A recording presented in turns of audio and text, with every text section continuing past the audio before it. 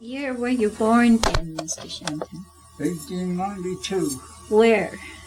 in England. Oh, and how your parents? How did they come here? How did you come to be here? We came steerage on a boat. Yeah. Do you remember the name But of not the to boat? here, not to Princeton, but to Canada. Rather, we went to New York, and then we went down in the States and Wyoming, places like that. And how long did you stay there? Well, I'm not too sure about the length of time, but when I got to be 6 years old, I went to school in Montana. But first, we went to Wyoming, a place called Higbee. It's part of Sheridan now. It's in the township now, part of Sheridan. Yes. And What did your father do there? Was he on he a... was a miner. Those days, when he come out in the early days, both Canada and North America just crying for miners, you know. And of course he heard of it and he came out. Yes. About what date would that be? Oh, gee. I did have the date. Say, you got the date. She knows. I have it written down. We'll ask her. And you went to school there? No, well, first we went to this Wyoming, Yes. and that town of Higbee. Then it was a coal mining town, something like Princeton, you know. They made house coal, and in the spring the work got slack. People wasn't buying coal and that, and a lot of men was laid off, and of course he was one of the last to come, so he was one of the first to go, see. So what we did then, I was pretty small, but anyway, what he did, him and another fellow from the old country too, they bought an old covered wagon and some horses, and they put new bows on the wagon, new canvas, and fixed it all up, and got a good water tank, took the stove out of the house and fixed it so it would stay on the wagon, and we started out. And Your mother too? Your mother too? oh, the whole family. There was How many were in your family? just 3 children then, and my father and mother. So anyway, we started out for Colorado, and I think the whole trip was 775 miles. Wow. And, you know, it was a slow trip, but we had all kinds of fun and different. I don't remember it all, but I remember my mother telling me all this after, you know, Yes. like when we got over to Vancouver Island. That was in 1898. We went to Vancouver Island. Yes. And after we got there, we had some cows, you see, and of course my mother and I used to milk the cows.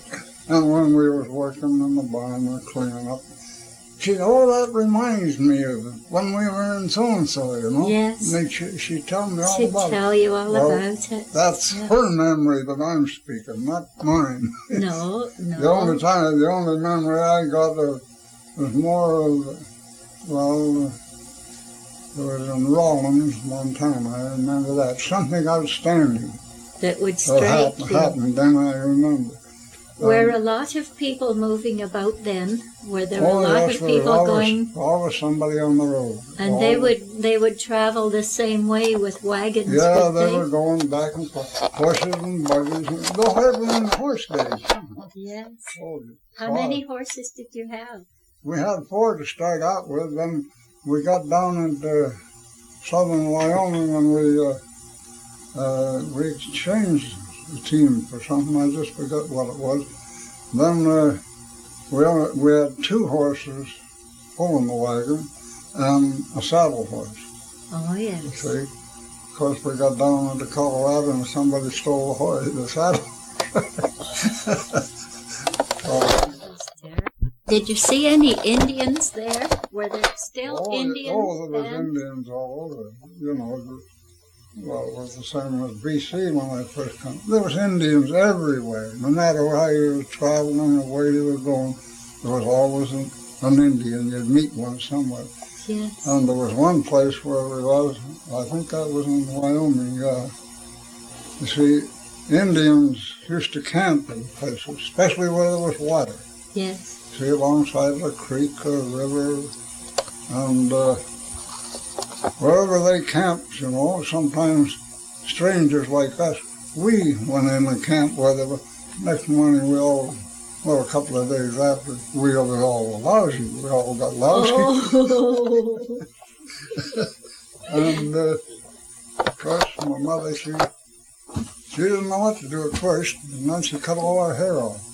Made it all real close, you know. Yeah. And then they had some kind of blue soap or something. They used to cut in chips. Yes. You know, she put that in the water and soaked our heads in it.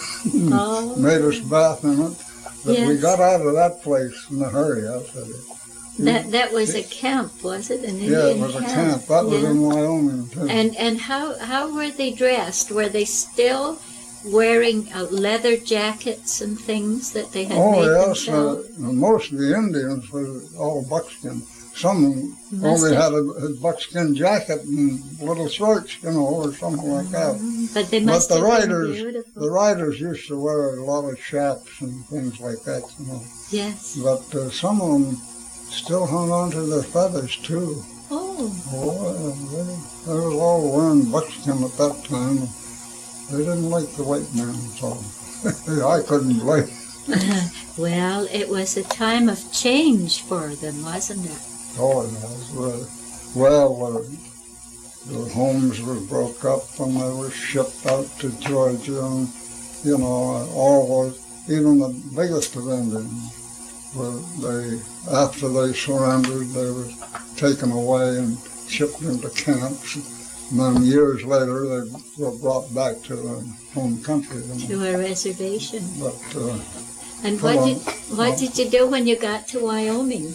Eh? What did you do when you got to Wyoming?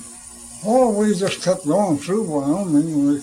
You see, we started out from Montana, and we went quite a little ways before we hit the Powder River. Then we went up the Powder River. See, the Powder River runs from Wyoming into Montana. But we went up it and followed the Powder River till we came to, I forget the name of the place. Well, anyway, we got into Wyoming that way, yes. Following the Powder River. Sometimes we'd have to cross it one way, and then the next time further on, we'd have to cross it the other way. You know, and we were on both sides at different times. Yes. And what did your father do when you came to the end of your journey? He was looking for a place to work. Mines. Oh, and where was that? Oh, when we got to the end of the journey, that was down in Starksville, Colorado. Starksville? Yeah, well, we first hit Trinidad, and then they told him then to go to Starksville when he did a job first, so he went there. Yes. And had a sister born there, born on Christmas Day. On the road? No, at Starksville. Yes. And they registered her in Trinidad, but she was born in Starksville. In Starksville. Of course, I guess Starksville is still there, but there's another town we were in, Cypress. That's all gone now. And some of the towns we lived in, the last town we lived in Montana when we come back, that's all gone. Everything disappeared. You know, ghost town, it's all gone. So what made your father decide to come to Canada? Well, he'd been in Canada before he went back to the old country to get us. Right? Yes. And he'd worked in the mines So things got tough around Montana and one thing and another, and so we headed for the island. Of course, those days, see, he goes first. He gets a job, then gets a house, and then he sends for us. For the family? Yeah. Oh, Yes. Well, I was 6 years old then, Yeah, we could put. and I remember quite a bit of it.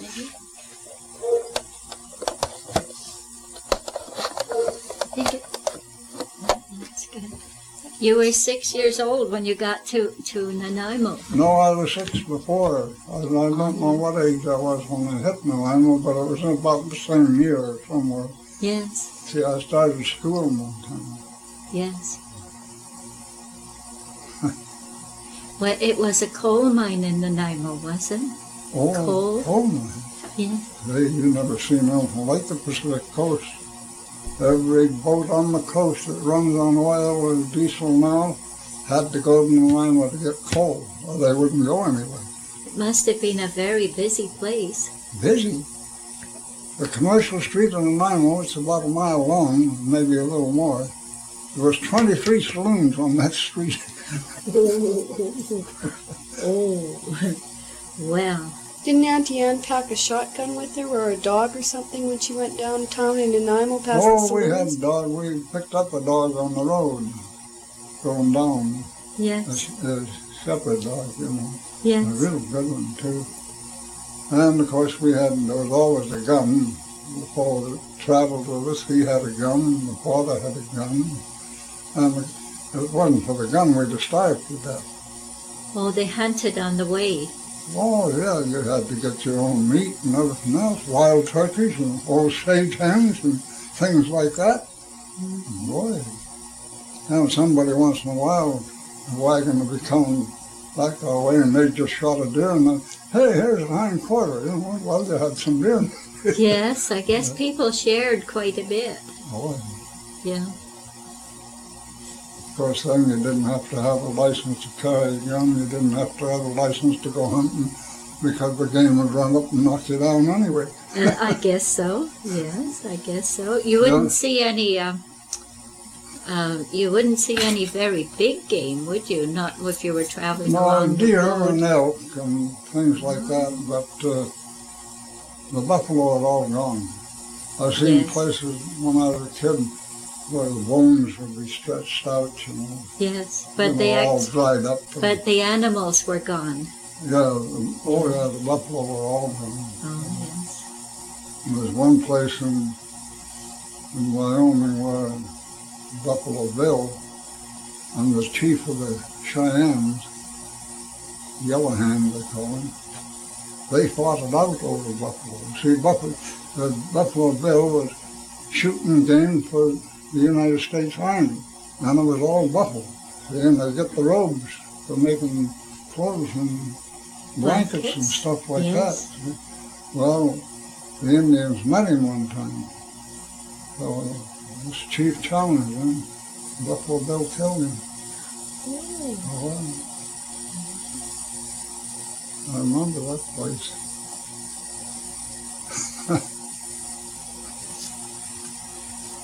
Did you live right in Nanaimo when you got there? Oh, yeah. In the town? Yeah. You know, my father was awfully religious. I shouldn't say this, but boy, was I ever hungry riding that old tin can of a train from Victoria up to Nanaimo. Yes. And you know what we had? Before you could even say it, we had to pray. And me hungry as the devil. Well, that was... I never forgot that. That was the way it was in those days. Oh, yeah, I think we prayed every mile of that road. Well, it didn't do you any harm, I don't think. No. No. Oh, when a tough place come or a big rock hit a wheel or something, boy, religion had nothing to say about that. Well, it was quite a job when you lost a wheel, wasn't it? If the wheel came off. We didn't have much trouble with losing the wheel, but lots of times we had to soak when we come to a deep hole and we'd back the wagon into the hole so that the water would tighten up the wheels so they wouldn't get dried out, you know. Yes. And then they'd have to grease them and things like that. Gosh, sometimes you'd be sleeping under the wagon, sometimes you'd be sleeping in the wagon. Yes, depending on the weather a lot. Yeah, well, old Jay in Colorado, when we hit the storm, lightning, you could see blue streaks jumping from rocks to rock. You know, oh, that was some state, that one. All right in the Rocky Mountains. Yes. Trinidad, the town itself, is over 5,000 feet high. Goodness, that's high. And all the mines are high, you know. Yes.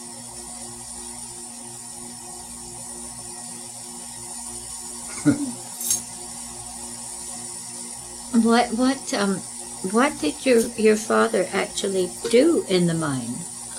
Well, at that time he was a miner. Yes. You see, and then after he got over to B.C., years goes by, and yes. He finally wound it up. He was inspector of mines up north in the Atlan district for the B.C. government. Oh, yes. Well, Atlan is not on Vancouver Island. Atlan is no, high. No, that's up north. It's well, up he had an office in the Parliament building, or the big government building in Prince Rupert. Oh, he yes. had an office there. Oh, yes. And he traveled from there all around the northern mines. Yes. He'd been in Stewart and Ketchikan and all those places and all. Ever there was a mine, he was there. He knew a lot about mining, didn't he, from experience? Well, he had a first-class manager's ticket, and then the government from Ottawa, they sent him a geologist certificate. Yes. And things like that, you know. Oh, yes. I don't know what become of it. This would be when? About 1910, 1920? I don't know. Yeah, let's turn it up. We should ask you what your father's first name was. And your mother's name?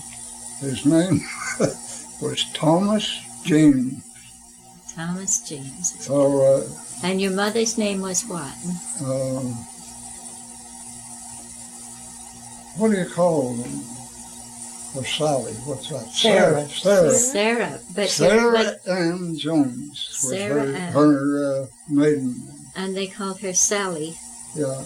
Well, no, we call her. You called her. Yeah, of course you did. Yeah. No. Now, tell me, when you got to Nanaimo, you went to school yourself, didn't you? Didn't you go to school in Nanaimo? Oh, yeah. You were just a little... We lived close to the school. Oh, of course, yes. I had two sisters older than me, mine. And what were their names? What's Anne's name? Just Anne. Anne is a name. Martha Ann. Martha Ann. Her name was Mrs. Annie Bryant Mountain. Yes. And of course, the other sister that was over me, she's dead now. Oh, yes. Elizabeth. She was, yeah, Liz here is named after her. Yeah. How did you like going to school after you'd been so free for so long? When you'd been just traveling about, and how did you like going to school? I forget. I know everything was tough, but I forget. Yeah, I remember my mother, talking about tough. See, the miners, they used to get free coal. Yes. To burn. I was coming home one day from school, and here's my mother on the side of a mountain, packing about a half sack of coal on her back. And then she fell down. Yeah, and she didn't hurt herself, but anyway, I helped her, and I said, all right, well, I said, you get on one corner of the sack, and I'll get on the other, and we'll drag it over there. It was all icy and snowy. And I said, we'll drag it home. Sure. I never forgot. No, you wouldn't. Things like that I remember well. Yes, I'm sure you do. Then another time, there was a lot of wind there where we was. It was close to the Yellowstone Park, Yeah. And in the spring there was and in the winter, blizzards. And I remember one day there were some people moving. They had all the furniture and clothes and everything outside, waiting for the wagon to come along. And one of those big winds come on. Well, there were blankets flying all over the sky. Oh, that would be fun for you. I had an awful time. Yes. But it was bad, because in the house we were in, we had a log house that was set on the side of a mountain, And then we dug a place the pantry, Yeah. where we kept all the meat and vegetables and what have you. It was all dug into the mountain. You Yes. see, in dirt floor. Yeah. And in the wintertime, we kept a shovel inside because, gee, you'd get up in the morning, you couldn't see out the window, it'd be all snow, drifting. That The wasn't wind- Nanaimo, was it? That wasn't Nanaimo. Well, I said Montana, didn't Oh, I? back in Montana. That was in Oh. Montana. Yeah. That was in Montana. And did you ever live in Atlan? Did you ever live in Atlan? No, I've been in Rupert. Well, Oh, Rupert, yes. been in Ketchikan, I've been Yes. all around there, but I never lived there. Well, The when closest to that I lived was Ocean Falls. Ocean Falls, yeah, that's quite a place. Yeah. Well, when you left school, did you go to sea? No, I didn't go to sea till years later. What did you do? When I when left school, I worked around the mines. I got a job This around. is what the boys I did. was helping an old fellow there to clean safety lamps. Yeah. Filling them with gas and cleaning the gauzes and all that stuff. The lamps they use for testing gas. Yes. The only gas in the mine, black down. Was that the kind they wore on their heads? No, there was no electric lights then. No. No, not in the mine. The safety Now lamps, it's all. they just carried them, and they would be like lanterns, were they? I'll show you a picture of one of them. Yeah. Okay, show it to us afterwards. And how long did you work in the mine? I didn't work in the mine. No, I you worked helped. outside cleaning it. Oh, I don't know how long I was there. It was a couple of years or so, and then they sent me over to an island, Protection Island, was outside in the mine, just about a mile across from the harbor, Yes. And there was a mine there. They sent me over there to work. And I worked there for, I don't know how long. Then then from then on, things just happened. I worked up in the island, shingle mill, cutting shingle boats and things like that.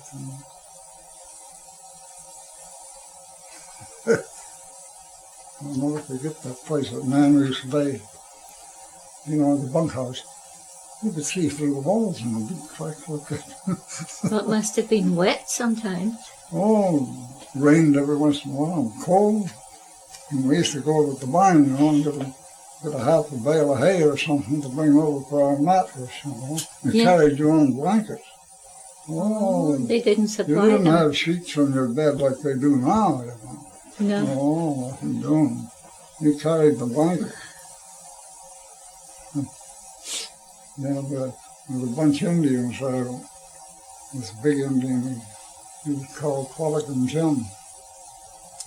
And up the creek, where they cut these shingle boats, they built a dam, to hold the water back. Yes. See, the creek was running a little all the time, see. Then we cut the shingle boats, They were about as long as this table and so big, all cedar. And throw them in the creek, just leave them away with it. Then when they thought they had enough and the mill was wanting some more, they opened up the dam. And all the water come down and float all the things right down to the mill. Oh, that was That's right. handy. Then they shut the dam again. They had Yes. a big gate like on it. Yeah. And in the fall, the Indians in the fall, they were pretty wise. They'd close the dam right off to see when the salmon was thrown. Yes. And then they'd go down the creek and pick out all the good salmon. Oh, there'd be plenty too. Oh yeah, those days, just millions of them. Yes.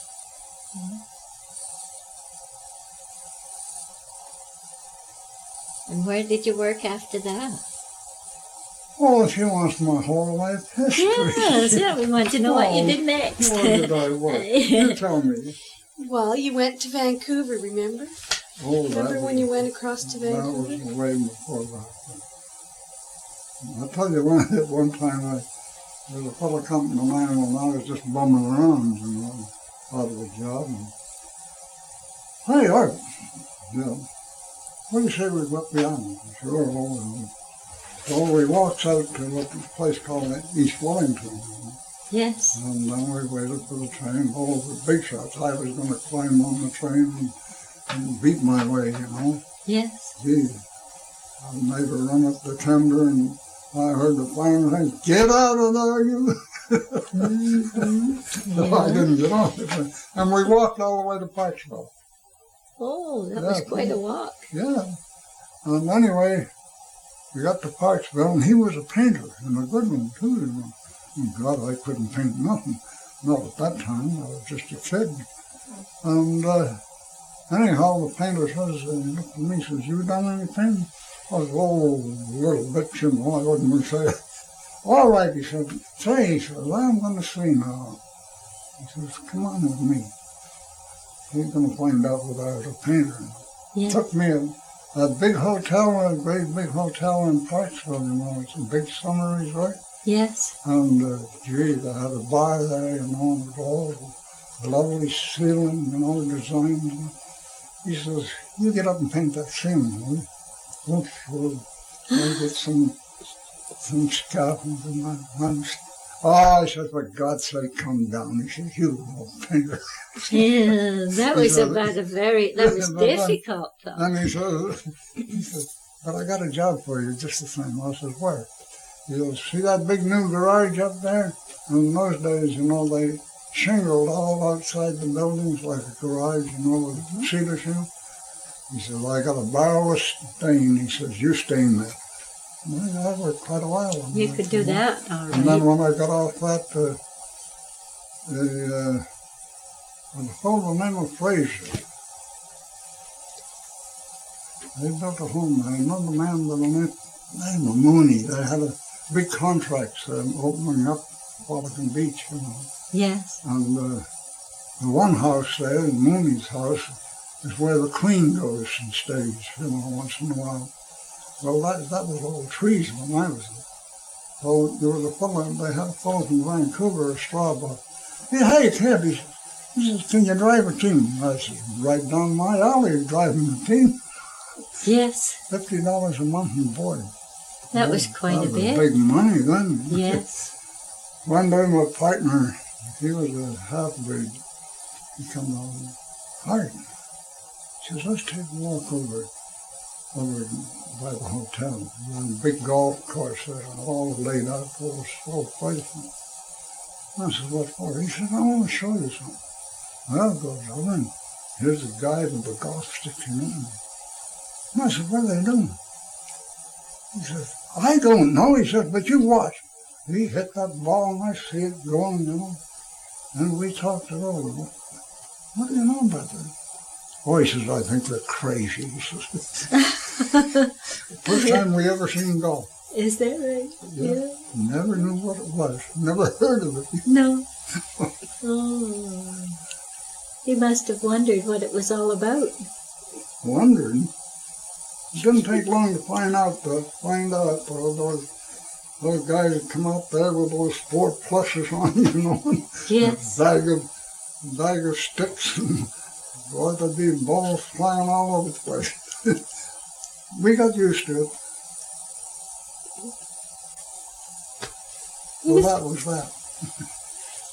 When you went to Vancouver, remember you were telling about Burns when he had the stockyard in Vancouver? Oh, You guys let his animals out? Remember you let his animals out and then you went and yeah, found well, I'll them? tell you what happened there. I met a kid on the street in Vancouver. He come from Wallace, Idaho. Yes. Oh, and him and we hit it right off the bat. And of course, he was a pool shark, and I could play pretty good myself, you know.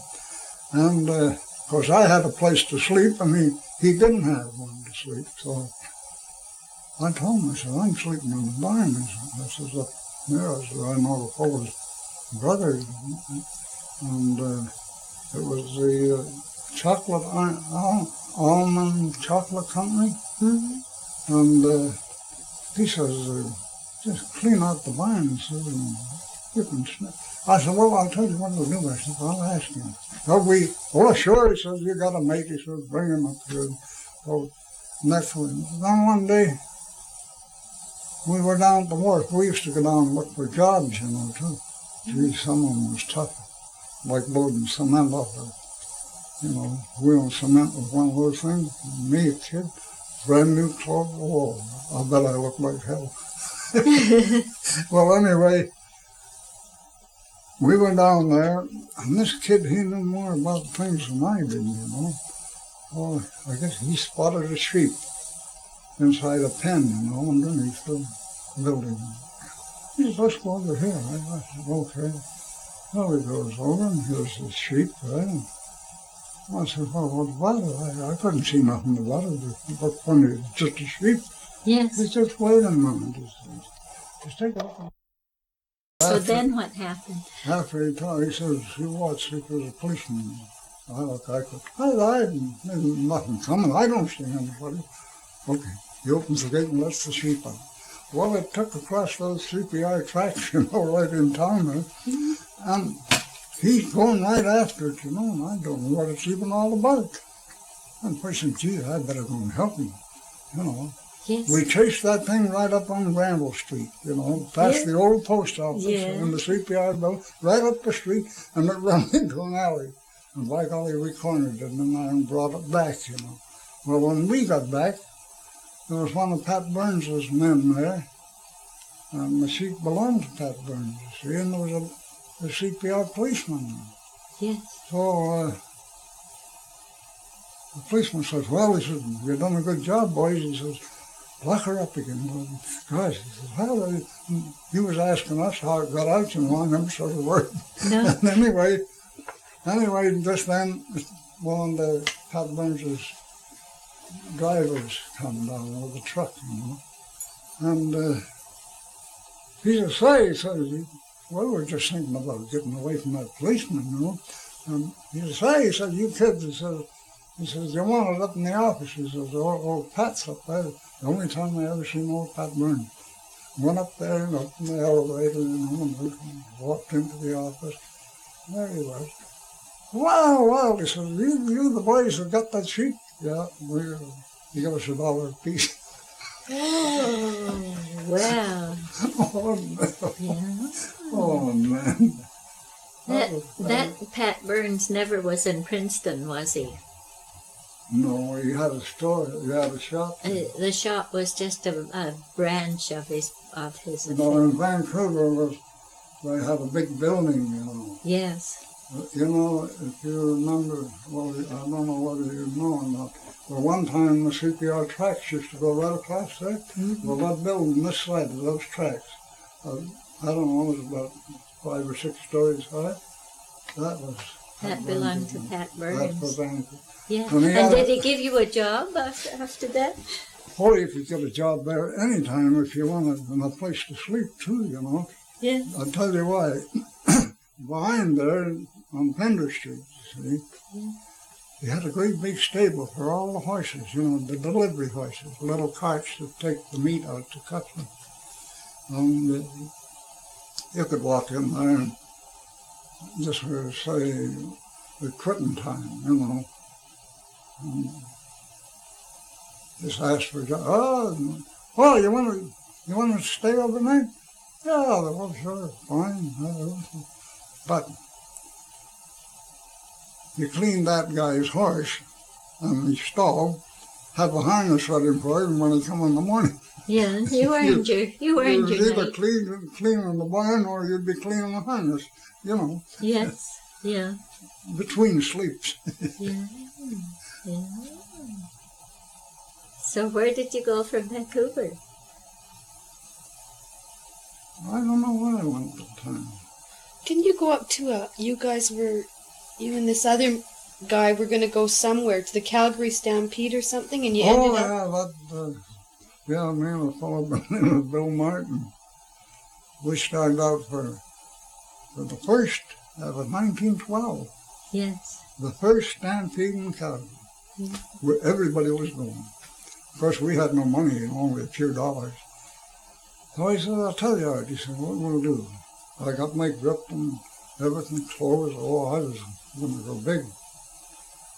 Well, we started out from the mission. We paid our fare to the mission and then started from there. Well, I don't know how many miles we walked. Then we got a ride, and then we got the freight. We got on the freight, and the first thing I know, we landed up in North Bend, you know. And there was a jungle there then, you know. So Yes. all the hobos and train riders for days used to go down in the jungle, you see, and we'd all chip in 4 bits or 2 bits, and some guy would go uptown and buy a bunch of stuff, and they'd make a supper right there, you know. We'd all have a share in. So there was a fellow from Calgary, or a fellow from back east somewhere, Alberta. He was sitting next to me. He says, "Where you going, kid?" I says, "I'm going to go to Calgary to see the Stampede." "Oh." He says, "You looking for a job?" I said, "Yes, I'll take a job." He said, "Well, you just passed one," he said. I said, "Where at?" He says, "Harrison Mills." And of course, Harrison Mills then, there was a great big mill there. Yeah. It was run by the Rat Portage Lumber Company. I landed back there, and here's my grip. I'd send it to Calgary, you know. I landed back in there, no clothes, no. Slept in the boiler house all night, or Yes. half the night, you know, in the sawdust pile. Get up in the morning, and the fireman woke us up. He says, "About time you got out, boys." 6 o'clock. Around the time we cleaned our hands and shoveled off all the sawdust, why the boss was coming on. And of course, those days were 10 hours a day, you know. They started at 7 o'clock in the morning. So the guy that was with me said, "Come on." He said, so we goes over, and he got a job right away because he was a man, you know. And the boss looked at me, he says, "You ever worked in the mill before?" I said, "Oh, sure. I was working in sawmill over in Vancouver Island, over around the mine." "Oh, you did?" "Well," he says, "I'll put you out on the sorting table." Boy, no breakfast. Hot in June, you know. Yes. Oh, dirty, no breakfast. So that I got a job. I was there 8 months on different jobs. Yes. And of course, I sent for my clothes. They come back on the train. And you didn't see the stampede. And, You didn't see the stampede. no. And anyway, some darn fool of a guy from Nanaimo happened to be coming from Fernie or somewhere, going through on the train. And he seen me standing on the station platform. You know, we used to go out and watch the trains go through. Sure. And he jumped off. "What are you doing here?" I said, "I'm working in the mill." I never thought a thing about it. First thing I know, I got a letter from home from my sister saying my mother was awful sick. Yeah. I quit. I quit the job, went home. Here's my mother sitting there just alive. Oh. She just wanted to get me home. You see. Yeah. Oh, I see. It was a trick. Right? It was a trick. Oh, yeah. Well, Yeah, she's still alive, too. is she? She's 89. Well, that's a good age. Yeah, she was 89 on Christmas Eve. And here's a little old guy like me. A little old guy like you. Well, can't you talk about something else? When? The mountain, well, there wasn't running on it. It's been closed down for a few years, you know. Yes. But they started up in 24. Yes. Well, I'll tell you why I came here. I got pneumonia on the coast, the Ocean Falls, you know. Yes. And Dr. Bennett, his home was in Kamloops, but he was the doctor there. And that day there was no penicillin, no nothing, you know. No. You had to fight it out. So when I was getting over it, he asked me how long I'd been there. I told him. He says, he says, "You've been here too long. It's awful wet climate. It rains every day." And he said, "I'll tell you," he said, "you ever get the chance," he said, "slip into the interior," he says, "and stay there." Yes. And I used to get this asthma bad, you know, Yeah. especially in the winter. So I never thought about it. But I worked up at the north end of Vancouver Island just before I come here. and I had a touch of that asthma then. So I heads up here, you see, and here I am. But I never had, asthma never bothered me after. That's what they say. Yeah. It never Change bothered of me. climate helps. He told Yeah. me, he said, get up in the interior and sit and stay there. And that's what you did. Yeah. Well, did you ever work at Copper Mountain? No, I worked at Allenby most of the time. I've Oh, been at yes. Copper Mountain Yes. a lot of times. They used to have hockey games between Allenby, Copper Mountain, Princeton, and Colma. Yes. All had hockey games. Yes. And they used to run passenger coaches, you know, to a game at Copper Mountain. Yes. Well, I always went to the games, you know. And Yeah. then I got to know people up there. Oh, I've been up there. a They lot. had a great time up there. Oh, yeah. Yeah. Everything was pretty well free, wasn't it? Well, yeah, but boy, we Did used they to get have some to pretty work hard? tough winters, too. Yeah. Yeah. They'd have to work pretty hard, though. Oh, yeah, well, most of the men underground, they worked hard. Yeah. You know, it was all jackhammers and one thing and another. You know. It was kind of primitive, wasn't it? Yeah, they didn't have the tools and machinery they got now. You No. know. Now they just send the bulldozer in there and open up the mountain.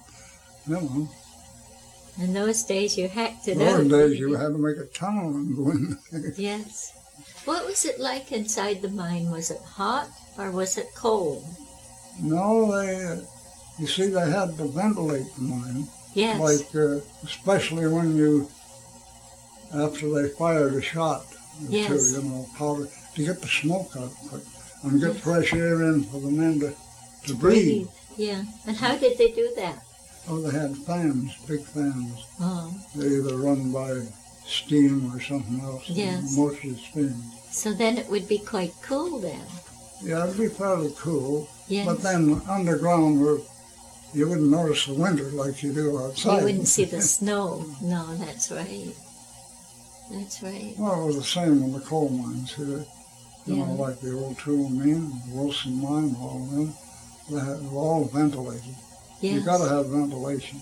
Otherwise you couldn't breathe. No, then Wasn't there a mine around here somewhere? yeah, right across the road in Flatbed. What mine was that? Didn't they call it Black The Mine? Lind, they call it the Lind mine. Lind. Lind. Yeah. You see, all that property within those trailer sites, Yes. that belonged to these Lind boys, their father, Oscar Lind. Oh, was that his name? Oscar. Oscar Lind. They talk about him as Gunner, but Gunner is a nickname, is it? No, Gunner's his son. Gunner Gunner was his son. Gunner was his oldest son. Oh, so there was a father there. Yeah, the father was Oscar Lind. Yes. Now, Oh, I didn't know that. there was Gunner, and the other brother, there was Roy Lind. Yeah, he's in Penticton. Yeah. And then there was another one. He got killed around Chilliwack somewhere. He used to go around, what was his? Eric Lind. But these Linds here now are the grandchildren of Oscar Yeah, Linds. these They're all not. they're all the Oh. offspring grand. They're Oscar Lind's grandchildren. Yeah, they Well, this has confused me, you know, But that because one I over in didn't know the Penticton, difference. Roy, he Yes, is the son. You know, he's a son. So he then, was quite a musician. You know, he used to play in the orchestras and all that stuff. he was Oscar's son, was Yeah, he? he was Oh, Oscar's he son. was. When was Yeah. this mine going? Hmm? When was this mine operating? The Oscar or the Lind mine? The early days. He in the 30s, 36, 35, somewhere around there. But he worked in other mines too. He worked in the Wilson mine. Yeah, I was over at the Wilson. Oh, yes. I was yeah. the engineer there. See, when the Depression came, you know, Allenby shut down. Yes. You know, everything went flat. And my partner that I used to travel around with, Mickey McKinnon. He died here with cancer a few years ago. Well, anyway, Mickey says, let's go down to Nelson. We go down in the Spokane country. Those days, it was all silver mines. Yeah. Well, he knew a lot of people in Nelson. I didn't. I was a stranger to them. So anyway, we went up to Caslo. We was in Caslo. Then we went up to Sandon. There's nothing there now anymore. No. And there's all silver mines. Yes. Well, they could pick up a chunk of silver here and there, fell off the wagon or the tram cars or something. And all the mines were way up in the mountain, up on top, And all the ore come down in buckets, on tramway. Yes. On tramways, steel. Why would silver be located at the top of the hill like that? Oh, I guess that's the way it grew. That's the way it happened. But anyway, yeah. there was one mine there called the Noble Five. And it was working at that time, so I took a walk out of town, and there was no fellow on the road there, He'd rake all this, any silver ore that was spilt, on the road. He'd rake it up in little piles, and then they'd send a little wagon or something up there to get it. Yeah. Oh, I said, do you get much snow here in the wintertime? Oh, no, well, we didn't have much last year. I said, how much? He says, 10 feet. Oh, that was enough. You never seen nothing. Look, that place, you had to lie on your back to see the sky. Yes. The mountains were so close. And the main town, Sandon, the main street, Yes. was bordered over a creek. The gorge was the street, Yes. you see. And the creek ran right through the middle. Underneath. Yeah. And that was the street. Oh, wow. Wasn't that the town that practically blew away? Was it way up on the mountain when the... Maybe I got the wrong town. Because it was so narrow that the houses were built right on the mountain. Is that Sandon? You could look up and see some of the bunkhouses where I was. Oh, But the well, main but I town was know put down in the valley. Oh, Three Forks. yeah, that's what I'm thinking of. That was a town. Three Forks. That was the one where they They were... had a train, run twice a week up. Oh, So I thought, well, I couldn't get a job. It was tough, just around Depression time. And I thought, oh, gee, I better get out of here. So I asked, well, how do you get out of this place with no train? He says, there's a guy, he says, got a taxi. He says, it's a rough road. He says, let me take you out. My God, he did. Well, there's one place I looked down, I swear to God, it was 5,000 feet down there. Oh, it was, talk about a place. scary. Oh, man. Yes. Well, after I got down the level and got back to Nelson, I decided that I didn't want a job there anyway. Wow. So I come back over this country and I went into Merritt. Well, I met a fellow I knew. Hey, he says, why don't you go over and see Harry Freeman? I said, Harry Freeman up here? He was a mine manager from Vancouver Island. Yeah. I said, yeah, I'll go over and see him. Put on a brand new boiler, everything, Yeah. Oh, yeah, as soon as we get that set and everything, he says, you've got the job in you now. Oh, fine. So I sticks around for that. First thing I knew, no more money. They couldn't go ahead. I don't think it ever did start. So No. I come back to Princeton, and I met a fellow by the name of Jack Mitchell. He was a blacksmith. Yes. And Wilson Mine was just starting up then.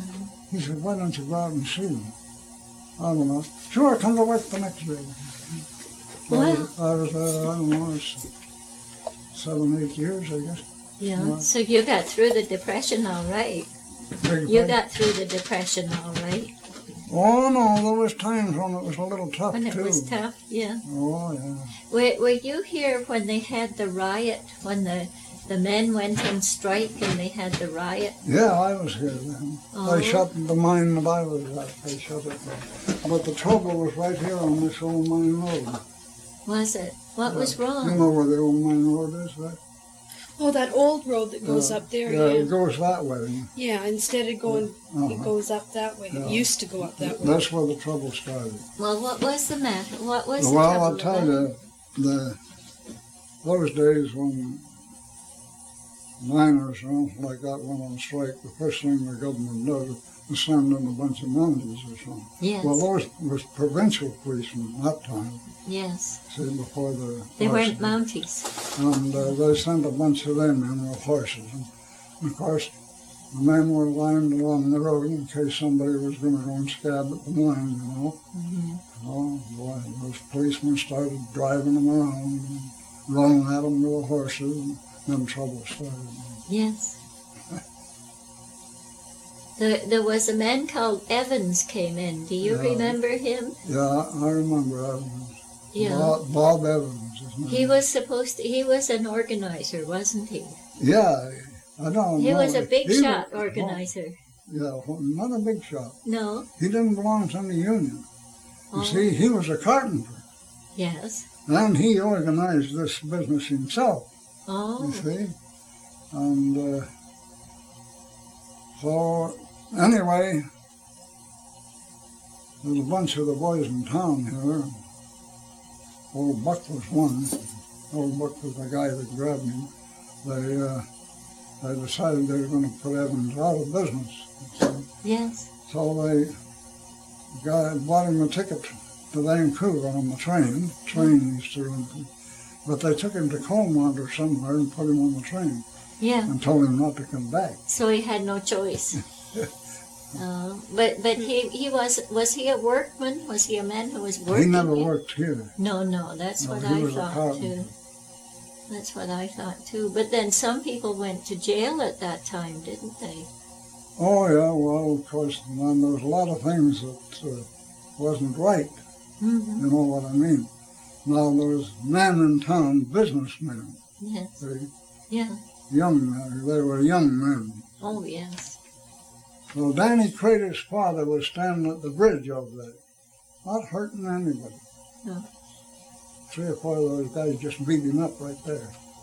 He wasn't even hurting anybody or chasing, he was just standing there. Yeah, there was a Because lot. they knew he was a miner, they beat him up. There was bitterness. Then, Yeah. Yeah. there's a lot of people has asked me since, well, do I remember the vigilantes and all this? I said, sure, I remember them. Yes. I remember the guys that beat up Danny Crater's father, too. Yeah. Oh, that was terrible. Oh, that was nuts.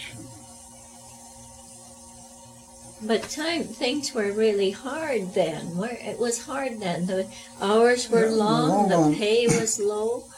No, yeah, the pay was lower and the depression. The depression days was tough. Yeah. But not for the people that lived right here like old timers. Yes. These hills were just full of game. Yeah. Deer I've seen up on McCormick's Flat. I bet you I've seen. I asked the fellow that was with me one morning. I asked him how many. I said, how many deer do you think were there when we first went up? Oh, he says, anywhere between 250, 300 deer on that flat. It's a big flat. Yes. And we used to, up at the National Holdings here, the Placer outfit, in the old days, they had great big root cellars in the hill, you know, Yeah. real dandies, you know, and they had that to keep their stuff in. Well, we'd kill a deer and drag it down over the hill and clean it and hang it up and run over it. And it was good, you see. Then we had our pack sack and we'd put a chunk of meat in that and carry it home. When we wanted some more, we'd go out and get some. Oh, so it was really easier living here than it would have been in a city. Oh, they were better off. And you didn't have to have a permit to go out and cut firewood. You just went out and cut it. Yes. You see, none of this permit business. No. And you know where the tailings dam is? Yes. That was a beautiful flat in there, just as flat as that table. Oh. Yeah. And that's where we used to get our firewood. Yes. Go up there, go across. Yeah. Yeah. Oh, really? What they call the honeysuckle slide on the Cotton Mountain Road. Oh, It shut the mine down for about a week before they could clear it.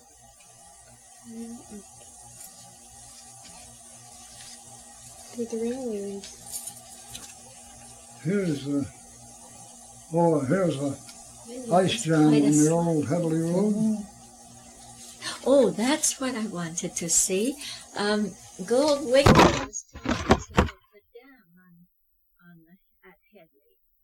Do you remember when they had a dam at Headley? Yeah, on 21 Mile Creek. Yes. Or 21, 20 Mile Creek. 20 Mile Creek. Yeah, they had a big dam up there. Wow. That, I guess they still got a dam. No, maybe not. Maybe they supply the town with well now. They've got drill. wells now, yes. Yeah, well then those days they had water for For the the power. mill For the mill. and some power and for the town too. Yes. But the dam went out. Now there's a real old time picture.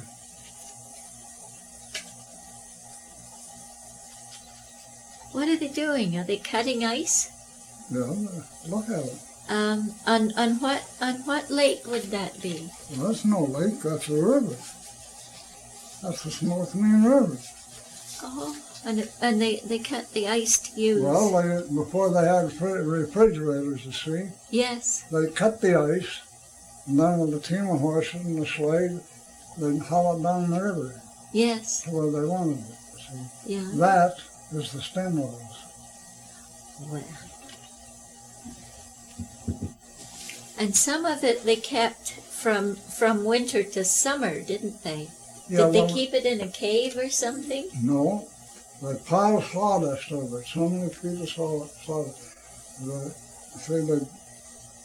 The blocks of ice, they'd be put up neat, you know, Yes. and they'd freeze together themselves.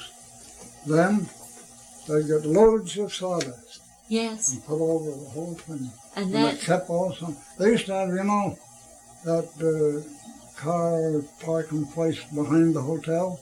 yes. It was big empty. They had one there. That's where they used to store their ice. Oh, they had a nice for the shed hotel. there. Yeah. There was no refrigerators. No. Yeah, I nothing. think people earned their living, cutting ice But for if you different had a- Yeah, places. there were a lot of ways of earning a living then. But you see, if you had an ice box, that was it. You open your sawdust pile, take out a chunk of ice, and put it in the ice box. Yes. People used to Yeah. build their own ice houses too to keep Yeah. ice in during the summer, didn't they? People used to build their own little ones, didn't they? Oh, yes, people want to get ice themselves. But Tool Mean, there's where they cut ice. Yes. Train loads of them. Yeah. Box men would be hired just to do nothing but cut ice. But cut the ice. Yeah, and they'd load it out in boxcars, you know, ship it out to cities like Vancouver or ship it east somewhere. Well, that's Yeah. all there was then. That's all, yeah. That's how you kept things. Yeah. Yeah, I wondered what all this talk about cutting ice was all about. When I realized there's no fridges Say, we there. had an old ice saw down at the ranch, didn't we? Yeah. Yeah, and it got so old I didn't bother. Oh, these pictures are really interesting. Well, if there's any of them you want to take and get them enlarged, Yes, we could copy that one nicely. yeah, We can get them copied, you see. Well, Now, what was that? that's the station down here. It was snowed in. That was the time they had in one snowfall they had 6 feet. Oh, That was January the 17th, 1935. and they had 6 feet. Well, 6 feet is... Well, when I got up in the morning, the second morning to go to work, I could hear people talking across the street, but I couldn't see anybody. No, you couldn't see over to see them. Can we write on the back what it is, Grandpa?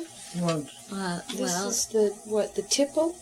yeah, that's the tip of write it. it on The your old paper, cement. because if you write on them, You can take that with you if sometimes- you want. I think I got others. Sometimes when you write on the back and then photograph them, the writing will come right through. So you have to be kind. You can write in pencil on the back, but you can't. No, You you know, can it's talk to her for a dangerous. while. Yes, no. You met him in 1937. Well, we got married soon after. Met him in, That's I when- guess 36. That's when he came to Princeton. Oh, that he'd been here quite a while. Oh, yes. Well, you were born in Princeton. Yeah. Yeah. But your parents, did they have a ranch or something? Or? Yeah, they had a ranch, but the other kids were going to school in East Princeton. Oh, yes. And I was born close to there. You were born close to East Princeton. Yeah, well, what they call the Allison town site. Yes. That's where Allison's farm is now. Oh, yes. There used to be a hotel and houses and CPR station there and everything. All at Allison Town site. Yeah, that was all where Harold Allison has his farm. Yes. Yeah. Oh, well then. And the kids went to school in East Princeton. What? That was the East Princeton School. Yeah. Well, then this was developed by the Princeton Coal and Land Company, wasn't it? Didn't they sell the lots, or was it just a little town that was there? No, it was right.